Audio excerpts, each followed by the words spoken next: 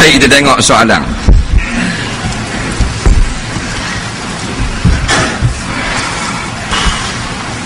Apakah hukum akal? Dia tanya juga. Apakah makna tauhid uluhiyah dan rububiyah?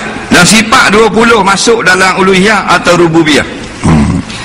Hukum akal. Akal ni kita nak isbatkan satu-satu benda atau kita nak nafi dengan akal lah. Kalau orang kata benda ni banyak daripada benda ni, dua banyak daripada satu, maka akal kita hukum lah. Orang benar lah. Tu panggil hukum akal. Satu banyak pada dua, mana gitu. Akal kena pakai. Jadi akal ni kena hukum. Lepas tu buah mustahil, buah wajib, buah harus. Man lam ya'lam wa man lam ya'lam hukma aqlil fala aqlalah. Barang siapa yang tidak tahu hukum akal, maka tiada akal baginya. Tu takut. Baik, tauhid rububiyah, tauhid uluhiyah. Dan sifat 20 duduk belah mana? Dengar molek, tak usah balah berat ni. Dak sudah. Ini semua ni jarum-jarum musuh-musuh Islam nak melagakan kita. Zaman Nabi tak ada timbul istilah sifat 20. Tak ada timbul istilah tauhid asma' wa sifat. Tak ada timbul istilah tauhid 3 serakah. Tak ada timbul istilah tauhid rububiyah. Tak ada istilah tanjizi qadim. Tak ada. Ini semua ni adalah ijtihad ulama, cara untuk memudahkan kita mengenal Allah Subhanahu wa taala. Maka cara mana yang mudah kita, maka itulah yang kita ambil. Bukan cara yang akan ditanya. Mungkin Tuhan tak tanya kita bila kita mati lagi muntah itu mengaji tauhid salah ke tauhid khalah. Tuhan tak tanya. Tapi ni dua jalan untuk mana-mana yang kita rasa suka kita nak belajar, hak tu mudah bagi kita belajar. Kerana tujuan mentauhidkan Allah setelah ada ilmu.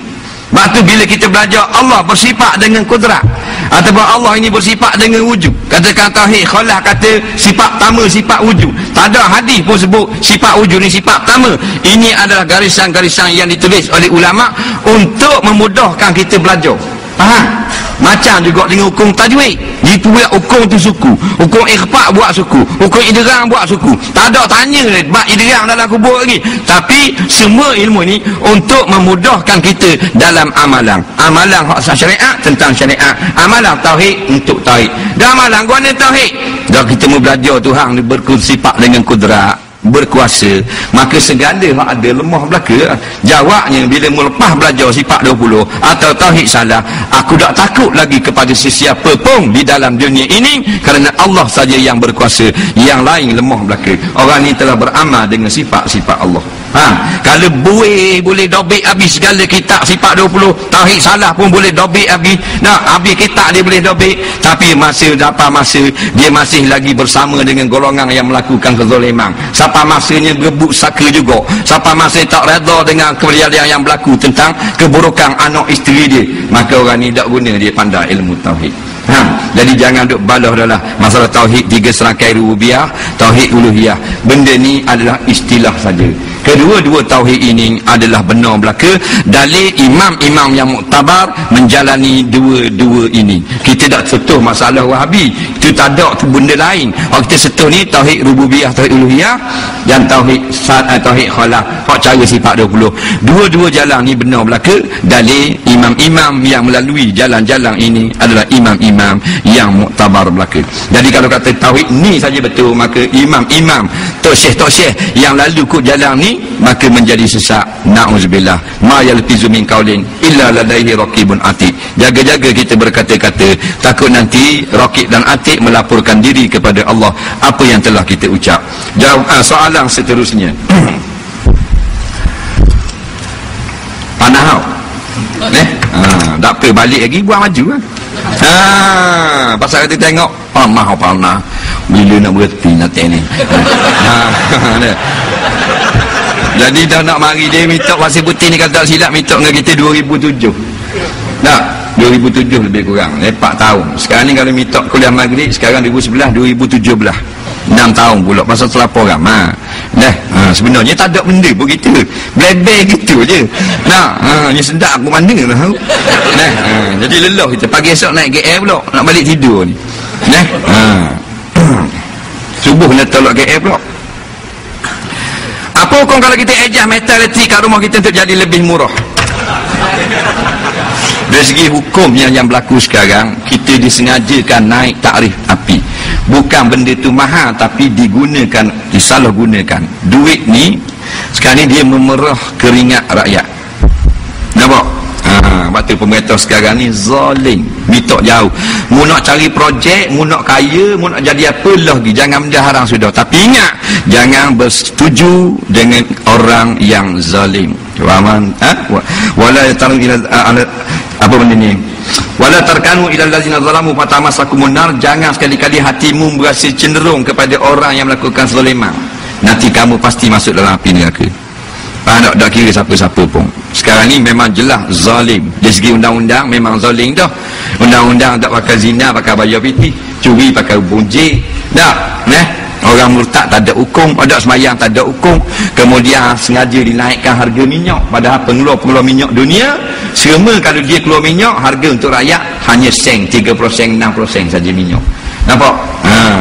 Sengaja dinaikkan api. Kita ada kenyai besar punya dam, ada pak dynamo besar di jalan se. Tujuan apa?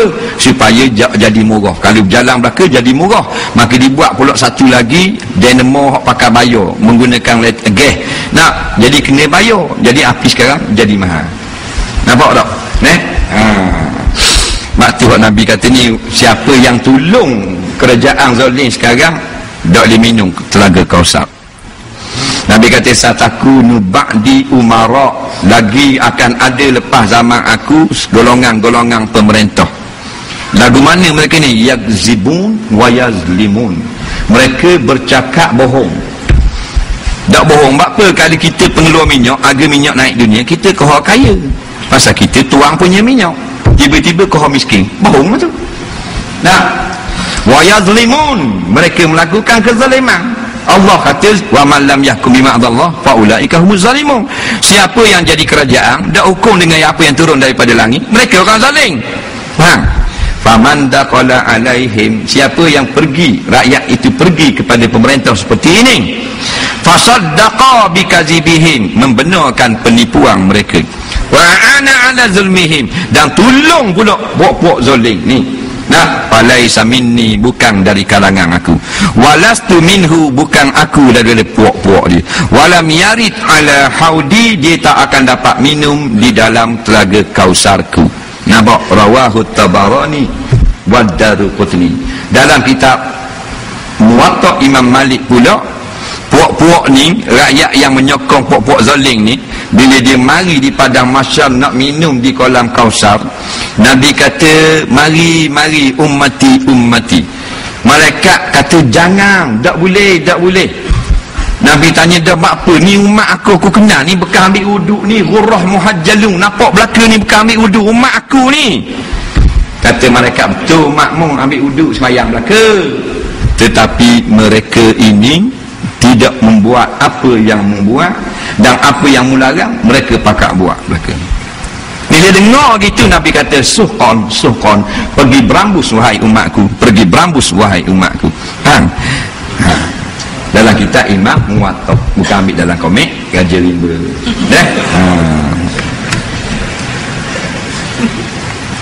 Saya ada jiran yang buat benda tak baik, saya macam buang sampah, buat bising lain-lain. Bolehkah saya balas balik apa yang dia buat? Jadi jiran dia bising, dia pun nak balas buat bising attack. Dua-dua bodoh. Sebab itulah kita ni kalau boleh balaslah dengan kebaikan. Tapi jiwa manusia ni bernafsu. Nafsu tu banyakkannya amarah. Ya, kadang-kadang kita pun dalam sabar-sabar pun terlepas juga. Jadi manusia gitulah. Kalau boleh sabar. Hak terlepas tu nak buat guana. Lepas tu dinamakan manusia likasrati nisyang, banyak salah. Nah, tapi cuba kontrol. Biar kita ni betul sebenarnya Allah kata, kul hal yastawil ladzina ya'lamun wal ladzina la ya'lamun. Kita ni orang dengar, orang ada guru dah, orang ada ustaz dah, orang ada kitab dah. Janganlah sama dengan golongan yang tak tahu benda. Nah, soalan seterusnya, ada Tiada hadis yang mengatakan siapa minum darah atau daripada anggota Nabi tidak sentuh oleh api neraka. Betul ke tak? Jawabnya ada hadis ini. Cuma status hadis ini ialah dhaif menurut setengah ulama. Dan setengah ulama mengatakan dia adalah hadis hasan di ghairi, kerana ada syawahid baginya. Tu je masalah status hadis. Nampak? Hadis ni boleh dijumpa dalam kitab-kitab tentang khasa'isur rasul. Kitab tentang khususiyah Nabi. Jadi kalau hadis dhaif, guna cerita hadis dhaif dengar baik. Dan ni banyak benda salah. Ngajar dalam TV internet dia kata hadis dhaif tak boleh pakai. Jawabnya boleh. Walaupun ada 3 pendapat, kita ambil yang paling ramai. Jumhur ulama fiqh, jumhur ulama hadis mengatakan yajuzul amalu bil hadis dhaifi. Harus beramal dengan hadis dhaif. Faham? Malam yakun maudhu'a, selama belum hadis itu maudhu'. Untuk apa amal? Fil fadha'i, untuk fadilat-fadilat. Wat targhibi wat tarhibi, untuk menakutkan orang kepada akhirat atau menggemurkan manusia kepada beribadah. Faham?